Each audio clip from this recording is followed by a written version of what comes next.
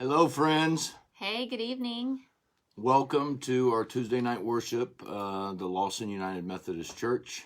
My name's Bo Tucker. I attend church here, and was asked to be on this message for this month of February by my wife, Meredith.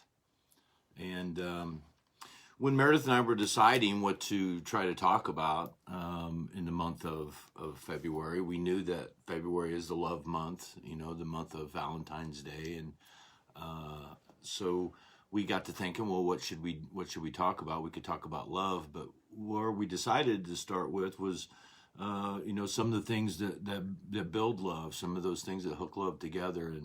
And some of those things are things like trust. So when we said, okay, well, let's talk about trust.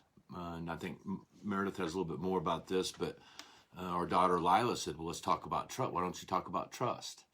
And so we said, okay, well, let's talk about trust. So I'm gonna read in Proverbs 3, 5, and 6. It says, we are to trust God with all our hearts and not depend on what we know. And so that got us thinking, well, okay, well, how do we trust God? And so I think we're going to spend today's time talking about what is trust, what kinds of trust do we have, and trust with our friends. Is that right, Meredith? That's correct. So Bo's correct in the fact that, we just came off of this month of dedication to our youth. And so I was having this conversation with Lila, and I just said, what would be a good topic for the month of February? And so there are 4 areas that we kind of want to go over during this month. I'm noticing my hair sticking up. Why didn't you tell me? That's all right. Okay. So I trust it. It looks like. So as Bo said, tonight we're talking about the area of trusting our friends. How do you become a trustworthy person?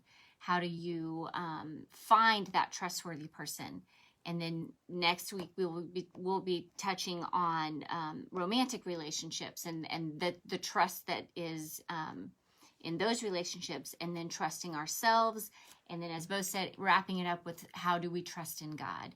So this is a word that we hear probably almost every day. One of the things I hear a lot is trust your gut, or trust yourself, or trust that person. So we're going to touch on this a little bit and find out how do we become that person and how do we seek that person out. So here's a definition of trust. You rely on someone else to do the right thing. You believe in the person's integrity and strength to the extent that you're able to put yourself on the line at some risk to yourself. Trust is essential because it provides a sense of safety.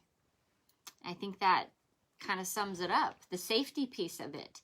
We want to trust that our hearts are safe with the friends that we choose to be in our lives.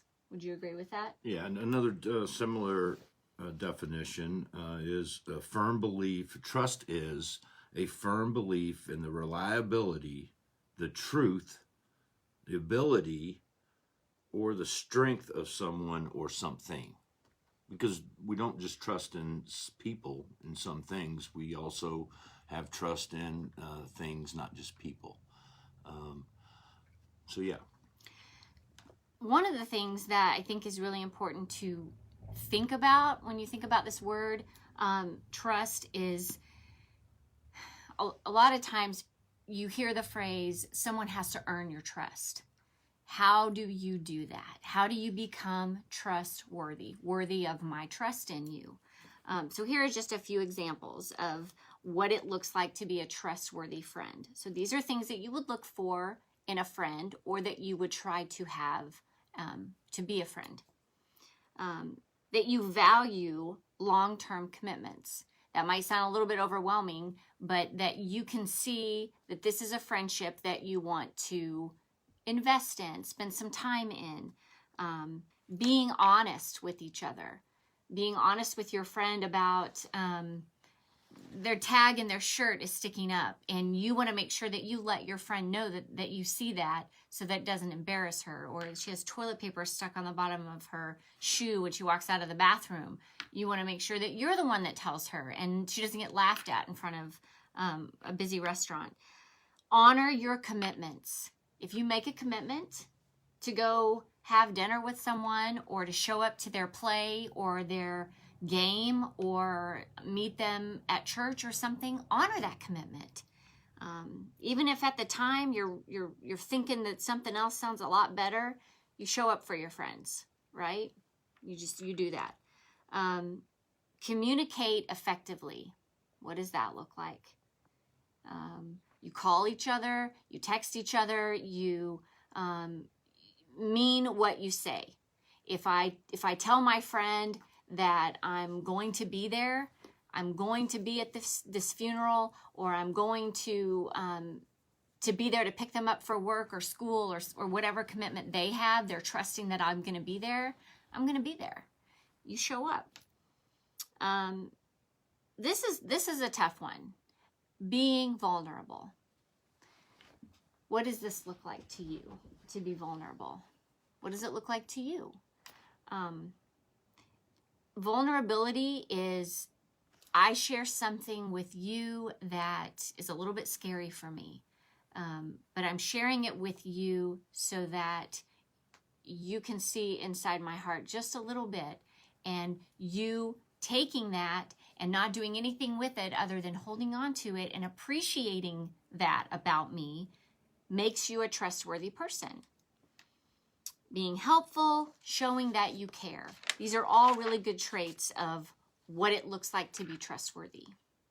You know, I think Meredith and I were talking in prep for this, and we were talking about how do you start in the trust thing? You know, how do you figure out who you trust and who you don't trust? And a lot of that, just if you think about who you trust right now. You know, most of us trust our parents. If our parents are around, we trust our mom, we trust our dad. Most of us trust our siblings.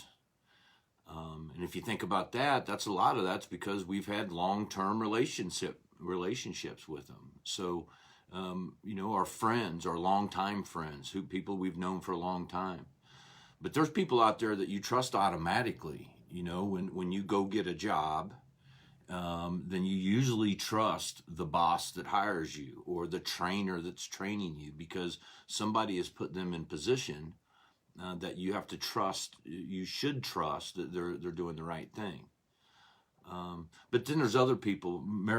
We were joking earlier about car salesmen or used car salesmen, and whether or not you know, there's that running joke about, you know, used car salesmen and whether or not you can trust them. And but there's plenty of them out there that you can trust. I've dealt with many of them, but you know, a lot of times the reason you trust somebody that you don't know is because that trust has been handed to you by somebody else.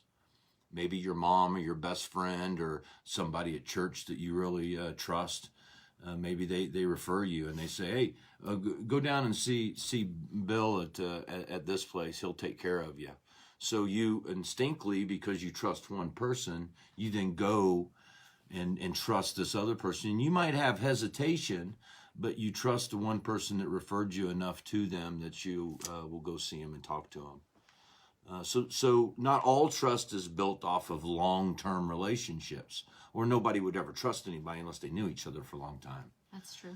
Now, as far as the salesman or something, once somebody's referred you to that person, and then you go to them, and he does or she does what they say they're going to do. Hey, I can get you a good deal on this. I'll put you in this vehicle, and it's going to be a good ride for you.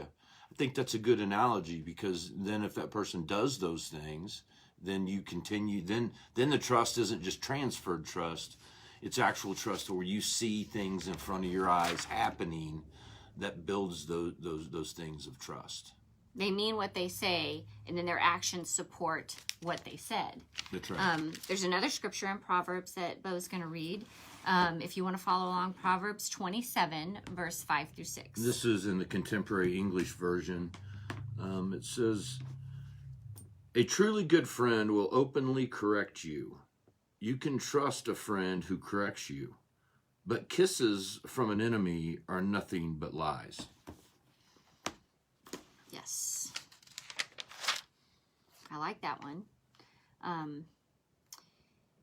kind of goes back to what we were talking about with trusting a friend and pointing out the tag in the back of your shirt, a friend. Or, the other thing we talked about was a coworker who might say, just going forward, here's something that I saw that you did it this way. I prefer if you did it this way, or it would work better if we did it this way. Delivering it in a way that you trust what they're saying is, they have your best interests at heart because they want you to perform better, or they want you to do better. And they're trusting you that you will take that and do something with it and not get mad about it or take it too personally. That's, and that's a whole other thing that we have to learn. Sometimes how to take feedback. We have to Well, trust. I think sorry. No, it's okay. The second part of that verse is where it says, "But kisses from an enemy are nothing but lies." That's kind of, I interpret that as kind of saying, hey, but you can't trust everybody.